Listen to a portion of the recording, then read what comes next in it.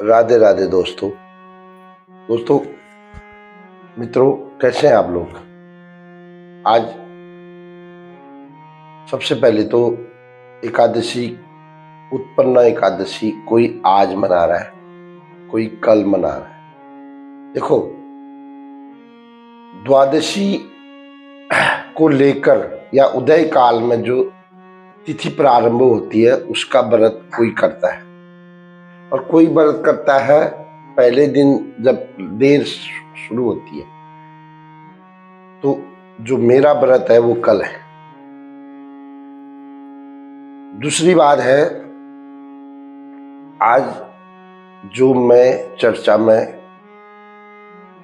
बोलने वाला हूं, जो भगवान ने मुझे आज बोलने के लिए प्रेरणा दी है, वो ये है कि हम लोग अपनी संतान पर, अपने धन पर, अपने वैभव पर, रिश्तेदारों पर बहुत विश्वास करते हैं। उनके लिए मर सकते हैं हम, लेकिन भगवान के लिए हम ज्यादा ध्यान नहीं देते हैं।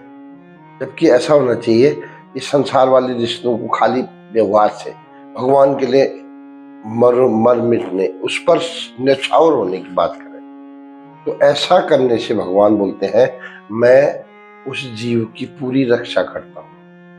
अब आज मैं जो प्रसंग सुनाने वाला हूं उसमें ये आएगा, तो इस वीडियो के अंत तक बने रहें, सुन लेना। आपकी समझ में आएगा तो कर लेना। भागवत से पढ़कर बोलता हूं, कोई अपनी मर्जी से नहीं बोलता। तो मित्रों, आपका दिन शुभ हो, सफल हो। राधे राधे। ये रहा वो प्रसंग। राधे राधे दोस्तों। मित्रों, श्रीमद् भागवत में भगवान का एक अवतार है दत्तात्रेय। जिस दत्तात्रेय भगवान ने अपने जीवन में 22 गुरुओं को बनाया था। 22 गुरु मतलब 22 जगह से उन्होंने शिक्षा ली थी। उसमें से एक शिक्षा उन्होंने बड़ी सुंदर ली। मेरे में और जानवर में क्या अंतर है, ये बात उन्होंने समझाई। हम क्या करते हैं, हम संतान के पीछे ऐसे भागते हैं जैसे वो वही हमारा सब कुछ है।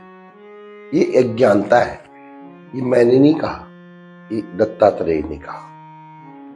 प्रमाण क्या दिया? एक जगह पर एक बहेलिया रोज शिकार करने आता था। शिकारी जाल बिछाता था कबूतरों के लिए। एक दिन कबूतरों के 5-7 बच्चे, छोटे बच्चे, चूजे जाल में फंस गए। 10-15-20 मिनट बहेलिया इंतजार करता रहा और आएंगे, और उसके बाद उसकी 10-15 मिनट, आधे घंटे में उसकी माँ आ गई, उन बच्चों की माँ, और माँ रोने लगी। देखो, पहले जमाने में सतयुग में जीव जंतु रोते थे, उनके रोने की बात ज्ञानी लोग जानते थे। आजकल भी रोते हैं, ध्यान नहीं देते। वो बहुत कलाप बिलाप करते करते उनको बचाने के चक्कर में खुद फंस गई।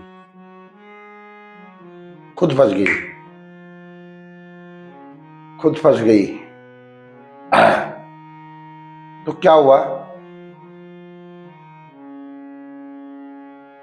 उसके बाद मतलब बच्चों के मोह में खुद फंस गई, क्योंकि उसने सोचा मैं बचा लूंगी। कोई किसी को नहीं बचा सकता, याद रखना। सिर्फ परमात्मा के अतिरिक्त और कोई किसी को नहीं बचा सकता। 1 घंटे बाद कबूतर भी आ गया, उनका पिता, उसका पति, और रोने लगा, मेरे बच्चे, मेरी बीबी, और खुद भी उनको बचाने के चक्कर में फंस गया। दोस्तों, याद रखना, यहां पर सोचने वाली बात है। अगर वो वहां से वो कबूतर वहां से ये सोचता कि आहा, अब तो ये तो फंसी गए, काल के मुख में चले गए, हे भगवान, अब आप ही इनको बचाना, तो हो सकता है भगवान उन्हें उस समय भी बचा सकते थे, या उसके बदले उसको दूसरे बच्चे दे देते। लेकिन वो मूर्ख उस जाल में फंस गया। ऐसा ही हम भी करते हैं। हम अपने बच्चों को बहुत कमजोर बना रहे हैं साहब, क्या बात कर रहे हो। उनको समय से, सिचुएशन से लड़ने की शक्ति नहीं देते हम, उनको आराम देते हैं। जबकि हमको बच्चों को वातानुकूलित बनाना चाहिए, हमको नहीं, कमरे को नहीं, बच्चों को। बच्चे सर्दी और गर्मी में एक जैसे रह सकें, दुख और सुख में एक जैसे रह सकें, ऐसा बनाना चाहिए। ईश्वर की भक्ति उन्हें करानी चाहिए और उन्हें आत्मनिर्भर बनाने का प्रयास करना चाहिए, ऐसा हम नहीं करते। तो उस बहेलिए से दत्तात्रेय ने बोला कि देखो, हम लोग भी अपने बच्चों को जानवरों की तरह ही ट्रीट करते हैं, उनको जानवरों की तरह ही पालते हैं, उनके पीछे पड़े रहते हैं, उनको स्ट्रांग बनाने की जरूरत है। ये दत्तात्रेय ने उन पक्षियों से सीखा। ये भागवत में कथा है दोस्तों। कैसी लगी ये कथा? अगर अच्छी लगी तो अगले 2 दिन के बाद फिर हम एक और प्रसंग के साथ मिलेंगे।